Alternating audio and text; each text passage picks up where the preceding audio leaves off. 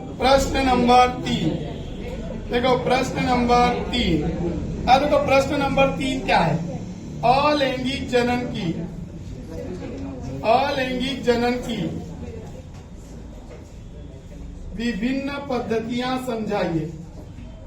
विभिन्न पद्धतियां समझाइए।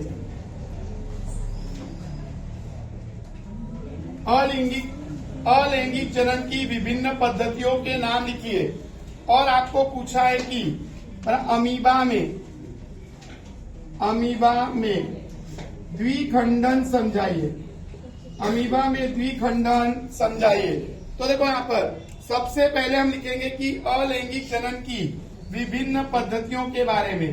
तो अलैंगिक जनन की विभिन्न 6 पद्धतियां हैं।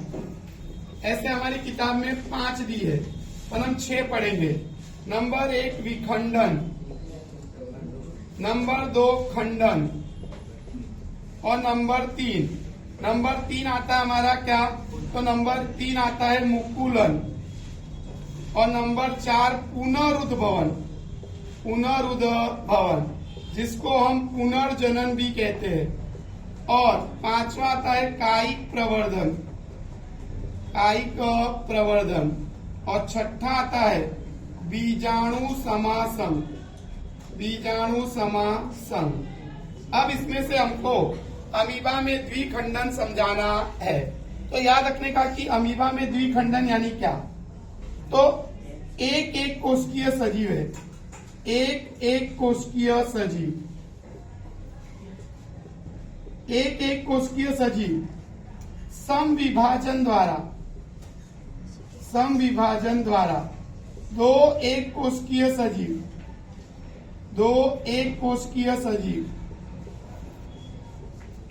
बनाता है, और उसी को हम बोलते हैं द्विखंडन।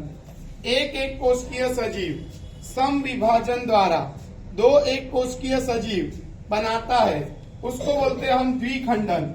और ये होता है अमीबा में और पैरामीशियम में। अमीबा और पैरामीशियम में होता है।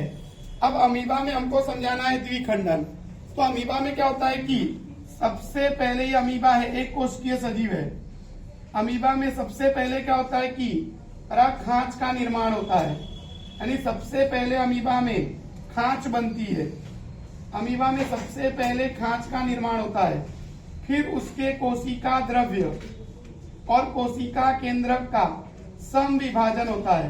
कोशिका केंद्रक और कोशिका द्रव्य का समविभाजन होता है, और फिर ये खांच और गहरी बनती है, और गहरी बनकर एक दूसरे से जुड़ जाती है।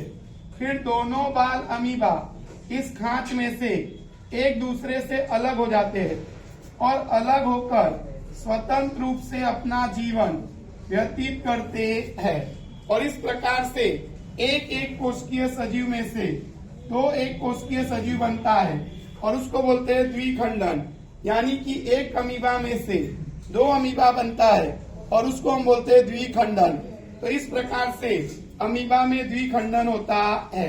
अमीबा में सबसे पहले खांच का निर्माण होता है, फिर उसके कोशिका केंद्र और कोशिका द्रव्य का समविभाजन होता है, यानी 2 समान भागों में बंटवारा होता है।